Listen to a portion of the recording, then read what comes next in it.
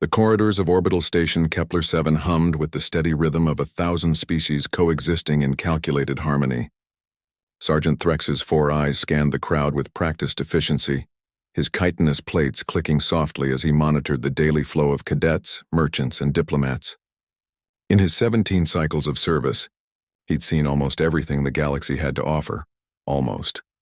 His secondary eyes caught the anomaly first, a cluster of movement that didn't fit the station's orderly patterns. 3 Vorash cubs, their spotted fur still downy with youth, padded through the crowded marketplace in single file. That alone wasn't unusual. Vorash younglings often explored in packs. What seized Threx's attention was their destination. They were following a human. Cadet Lyra Solon walked with the unhurried pace of someone lost in thought. Her standard-issue jacket slightly askew, a datapad tucked under one arm. She seemed utterly unaware of her peculiar entourage. The cubs maintained a distance of precisely 3 meters, their luminous eyes fixed on her with an intensity that made Threx's antenna twitch with unease. Vorash cubs didn't follow anyone. Their species was apex predators on their homeworld, fierce and independent even in youth. They certainly didn't trail behind humans like domesticated Earth canines. Threx's mandibles clicked in concern. He activated his comm unit.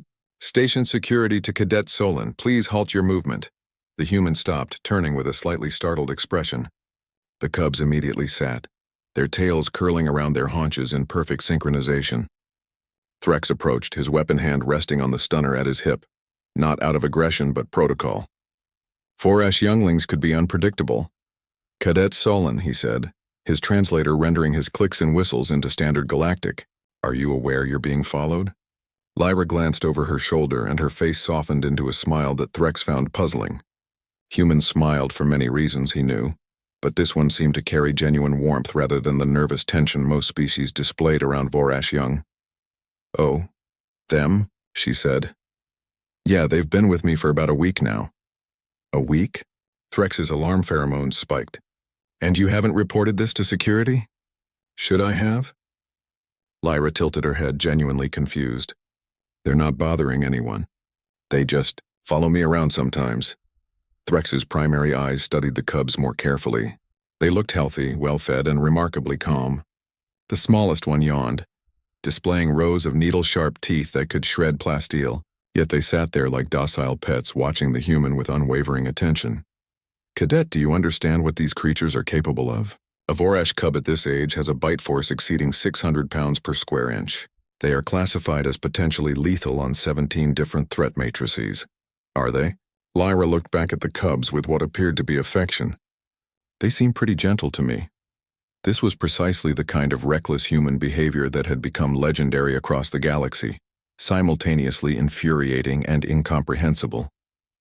Threx had read the reports, the incident files, the psychological evaluations. Humans bonded with creatures that should terrify them. They approached danger with curiosity rather than caution. They pet things that had teeth designed for killing. "I must insist you explain why these cubs are following you," Threx said firmly. "Their parents have been searching the station frantically. Do you have any idea how dangerous it is to separate Vorash young from their family unit?" Lyra's expression shifted to concern. "Their parents are looking for them?" "I didn't realize, they just started showing up during my morning runs. I thought maybe they were orphans or something." "They are not orphans. They are the offspring of Ambassador Krath, and their disappearance has caused a diplomatic incident." Threx gestured toward the cubs. "I need you to tell me exactly what happened. How did you gain their attachment?" The human seemed to consider this, her brow furrowing in that peculiar way humans did when thinking. "I didn't really do anything special. About a week ago I was in the lower recreation deck doing my workout. You know, the one near the observation windows? And I saw them there just sitting by themselves. And then, they looked curious, so I said hello. Sat down nearby. Didn't try to touch them or anything, I'm not stupid, Sergeant. I know they're not puppies." Lyra smiled slightly. "I just talked to them while I stretched. Told them about Earth, about my dog back home, about why I joined the academy. They listened. The next day they were there again. And the next, then they started following me on my routes." Threx felt his confusion deepen. "You talked to them? That's all?" "Pretty much." Lyra shrugged. "Sometimes I'd share my ration bars if I had extras. The ones with the synthetic meat. They seemed to like those. Mostly I just didn't treat them like they were scary. But they are scary, Threx insisted. They are predators. Deadly even in youth. Lyra met his gaze directly, and Threx saw something in those soft human eyes that made him pause. It wasn't defiance or ignorance. It was something else entirely, a quality he'd noticed in other humans but never quite understood. They're only scary if you're afraid of them, she said quietly, and I guess I just wasn't. That's insane. Maybe. Lyra looked back at the cubs who had begun to creep closer, emboldened by the conversation. But fear creates distance, Sergeant. Every species I've met in this station sees those cubs and immediately calculates threat levels, escape routes, defensive positions. They see teeth and claws and danger. I just saw 3 curious kids who wanted someone to talk to them like they mattered. The smallest cub reached Lyra's side and pressed its head against her leg.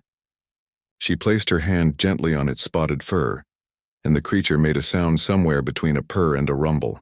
The other 2 moved in, flanking her with protective postures that Threx recognized from his xenobiology training. Pack bonding behavior. Because they don't know fear like you do, Lyra said, finishing a thought she hadn't voiced. They don't know that I'm supposed to be afraid of them. I never taught them that fear. I just treated them with kindness, and they responded to it. That's not insanity, Sergeant. That's just humanity, I guess. Threx stood in silence, watching the impossible scene before him. A human cadet, barely out of training, surrounded by 3 apex predator younglings who would die to protect her. It defied logic. It violated every protocol. It was typically, frustratingly, beautifully human. His comm unit crackled. Ambassador Krath to station security. Have my children been located? Threx sighed, a long whistle that his translator didn't bother rendering. Yes, Ambassador. They're safe. They're with... He paused, searching for the right words. They're with a friend. As he escorted Lyra and her unlikely followers toward the diplomatic quarters, Threx found himself reconsidering everything he thought he knew about humans. They didn't see the galaxy the way others did. Where most species saw danger, humans saw possibility. Where others maintained proper distance, humans offered connection. It was reckless. It was illogical. It was probably going to save them all someday. The cubs trotted behind Lyra, tails high, completely unaware that they had just demonstrated the most terrifying thing about humans, their ability to turn enemies into family simply by refusing to be afraid.